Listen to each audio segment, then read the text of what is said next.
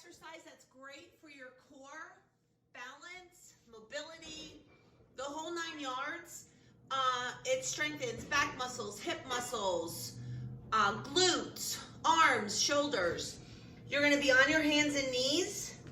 You are going to raise your opposite leg and opposite arm, and you're going to pause for 3 seconds.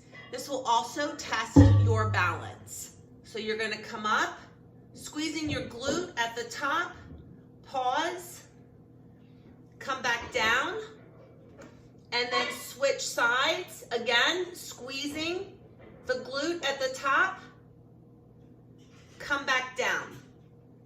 You are going to do that 10 times on each side for 3 sets.